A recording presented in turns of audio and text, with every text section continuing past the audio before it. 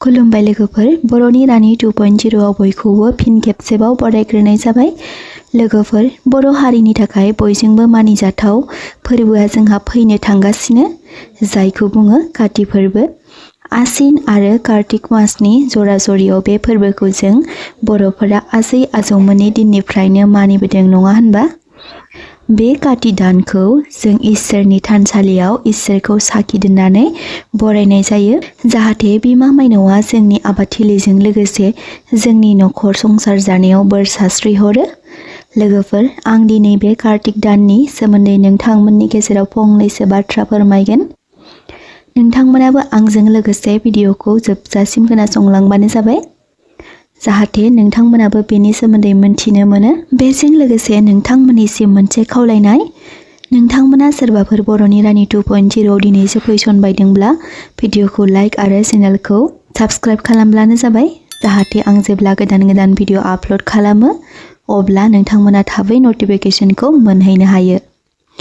थारैनो बै कार्तिक दाना जोंनि थाखाय मानिजाथावनाय, जाय दानखौ गुबुन हारि माहारियाबो नियम खान्थिजों लोगोसे मानिनाय जायो।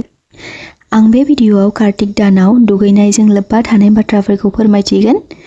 आं सिगांबो बुंखानाय जादों, नोंथांमोना भिडिअखौ स्किप खालामाबालानो नायजोबलां, जाहाथे नोंथांमोनाबो बेनि सोमोन्दै आबुङै गियान मोननो हायो। लोगोफोर, कार्तिक दानाव दुगैनायजोंनो जों गोबां पुण्य मोननो हायो होनना शास्त्रआव बुंनाय जायो। जेब्ला जों कार्तिक दाननि सानफ्रोमबो ब्रह्म मुहुर्त समाव सिखारनानै दुगैगोन अब्ला जोंनि थाखाय जोबोर मोजां। ब्रह्म मुहुर्त माखौ बुङो बेखौथ' आं सिगांनि भिडिअफोरावबो फोरमायथिबोखादों, नाथाय जायफोरा चेनेलाव गोदान बिथांमोना मोनथिनो मोनस्लाबा जानांगौ। फुंबिलिनि 3:30 रिंगानिफ्राय 5:30 रिंगासिम जानाय समखौनो ब्रह्म मुहुर्त होनना बुंनाय जायो। नोंथांमोनाबो सोरबा मोनथि मोनामोनब्ला गोसोआव लाब्लानो जाबाय। बुंनाय जायोदि बे कार्तिक दाना जोबोर गोथार। बे दानाव बिमा लक्ष्मी आरो इसोर बिष्णुआ दैयाव थानाय जायो होनना शास्त्रआव बुंनाय जायो। बेनिखायनो जेब्ला जों ब्रह्म मुहुर्त समाव दैमा एबा दैसायाव दुगैयोब्ला इसोर बिष्णु आरो बिमा लक्ष्मीनिफ्राय हाजासे बोरखौ मोननो हायो होनना बुंनाय जायो। कार्तिक दानाव जों मा खालामनांगौ आरो मा उपायखौ खालामनांगौ नोंथांमोना बे भिडिअआव मोननो थांगासिनो, जिहेतु भिडिअखौ नोंनि लोगो आरो जाथि खुरमाफोरनो शेयार खालामनो दाबाव आरो बेजों लोगोसे कमेन्टआव जै आइ बिमा माइनाव लिरनो दाबाव। जों दैमायाव दुगैनो हास्लाबाबाबो दैमानि दैखौ लाबोना दोनफैना न'नि थाखानाय दैजों लगायना दुगैयोब्ला पुण्यखौ मोननो हायो होनना बुंनाय जायो। नोंथाङा से कातियाव जेब्ला 4 बाजि एबा 5 बाजिनि गेजेराव दुगैयो अब्ला नोंथाङा गासै कार्तिक दानाव बे मोनसे समावनो दुगैनो नाजाब्लानो जाबाय। बेनि उनाव नों आफा इसोरखौ गोसो गोथारै बाथि सावना खुलुमबानो जाबाय। कार्तिक दानाव जों जेब्लाबो थुलुंसि बिलाइखौ बाहायोब्ला मोजां होनना बुंनाय जायो। शास्त्र बायदियै कार्तिक दानाव जों खायसे मुवा बेसादफोरखौ नासयनो हायोब्ला मोजां जायो होनना मोनथि मोननाय जायो। फै दानिया मोनथिना लानि बै मुवाफोरा मा। जानाय लोंनाय बेलायाव मा मुवाखौ जानो नाङा होनोब्ला लाव, गाजर, फान्थाव, मुसुर दालि, बेजों लोगोसे सामब्राम गोजा, गुफुर आरो बेजों लोगोसे ना बेदर, बेफोरखौ नासयनो हायोब्ला एबा त्याग खालामनो हायोब्ला जोंनि थाखाय मोजां होनना बुंनाय जायो। बे कार्तिक दानाव नोंथाङा जेसेबांनो गावनि सावस्रिखौ गोथारै लाखिनो हागोन अब्लासिम नखर संसारनि माखासे गुलाय गुजाय समस्याफोरा स्रां जानायनि चान्स थागोन। जुदि बे नियमखौ फालिनो हायोब्ला।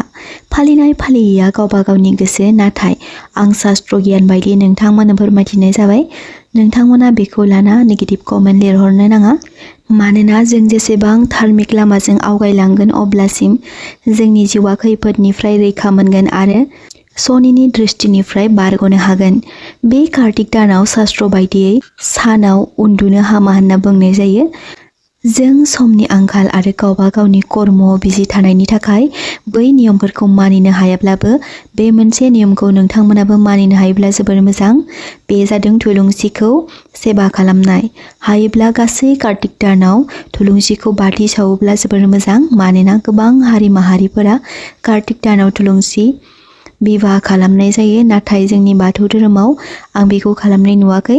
नाथाय जों बेखौ खालामनो हायोब्ला मोजां। मानो होनोब्ला जि धोरोमब्लाबो इसोराथ' सासेयानो। सैथोआथ' सैथोखा। जेरै साना सानजाहा ओंखारो, दावखाया माब्लाबाबो दाउबो जानो हाया, नङा होनबा? बेखायनो जों शास्त्रनि खोथाफोरखौ नासयनायाबो मोजां नङा। मानोना बियो प्राचीन मुगानिफ्रायनो सोलिबोबाय थानाय। नाथाय जोंहा बैफोर गियानखौ मोनथिनो हास्लाबासै आरोना। कार्तिक दानाव जों दान बायदिसिना मोजां खामानिखौ मावनो हायोब्ला जोबोर मोजां जायो। जों जेरै गासा सावो आरो दिवालीखौ फालियो, बेबादिनो जों जोंनि आफा इसोरखौबो गासै कार्तिक दानाव बाथि सावोब्ला मोजां। आरो जेब्ला जों न'निफ्राय बहाबा थांगोन अब्ला हायोब्ला बे कार्तिक दानाव बाहेरानि जानाय लोंनायखौ एभयड खालाम। मानो होनोब्ला बेबायदि खालामनो हायोब्ला मोजां। जेसेबांनो गावनि सावस्रिखौ गोथारै लाखिगोन एसेबांनो इसोरनि सक्तिया जोंनि देहायाव गोग्लैगोन आरो जों एसेब्लाबो गावखौ बायदिसिना गाज्रि नांला बंसा सानलाबायनाय डिप्रेसन बैफोरनिफ्राय रैखाथि मोननो हागोन। बेजों लोगोसे जेब्ला जों बबेबा दैसा सेराव फुजा होगोन आरो फाख्रि बिफां सिङाव फुजा खालामगोन, बेफोरबायदि खालामनायजोंबो जों मोजां पुण्यखौ मोननो हायो होनना मोनथि मोननाय जायो। लोगोफोर, जेरै बे दानाव ब्रह्म मुहुर्त समाव दुगैनाया गुबै, बेबादिनो हासिबाबो गोथौ सोमोन्दो गोनां। मानोना हासिबा बिमा लक्ष्मीनि महर। आं सिगांनि भिडिअफोरावबो बे बाथ्राखौ फोरमायथिनाय जादों। बे दाननि जायखिजाया दिनावनो जों हासिबखौ न'आव बायनानै लाबोनायाबो जोबोर मोजां। आरो नोंथांमोनाबो बेखौ गोसोआव लाखि जे माब्लाबाबो हासिबखौ आथिंजों जोथ्रोदलाबायनो नाङा आरोना। नङाब्ला बेजों बिमा लक्ष्मीया दुखु मोनखाङो होनना शास्त्रआव बुंनाय जायो। जेब्ला जों फोथार बारि आरो न'नि दुवाराव थाइगिराव गासा सावनानै बिमा माइनाव आरो इसोरखौ बरायनाय जायो, बेबादिनो बे कार्तिक दाननि गासै दिनाव थुलुंसिखौ बाथि सावनायाबो गोनांथार होनना सिगाङावनो बुंबोखाबाय। मानोना थुलुंसिया बिमा लक्ष्मीनि महर। बेखायनो संसारखौ दैदेनग्रा इसोर बिष्णु हरिया थुलुंसिखौ जोबोर मोजां मोनो होनना शास्त्रआव बुंनाय जायो। जेब्ला जों कार्तिक दानाव फुजायाव बावनो घिर एबा भग खालामगोन अब्ला थुलुंसि बिलाइ होफायोब्ला मोजां होनना मिथिनाय जायो। लोगोफोर, नोंथांमोननो आं कार्तिक दाननि खायसे मानिनो गोनां नियमफोरखौ सुंद'यैब्लाबो फोरमायथिबाय। फोथायनाय फोथायैया नोंथांमोननि गोसो। जेब्ला जों बैफोर नियमफोरखौ मानिनो हायो अब्ला मोजां। नाथाय जों माया बुहुमाव थानायलाय गासैखौबो थि रोखोमै खालामजोबनो हाया। अब्लाबो नोंथांमोना बे दानाव ब्रह्म मुहुर्त समाव दुगैनो थाखाय नाजाब्लानो जाबाय। नोंथांमोना दिनैनि बे भिडिअनि गेजेरजों मायबा मोनसे नङा मोनसे गियान सोलोंनो हाबायब्ला भिडिअखौ हाजासे शेयार खालामलाय लोगोफोर। आरो बेजों लोगोसे जाय बिथांमोना दिनैनि भिडिअखौ जोबजासिम नायजोबलांबाय, बिथांमोननि थाखाय आंनि गोसो गोरबोनिफ्राय हाजासे अननाय आरो सिबिनायखौ बावहरनाय थाबाय।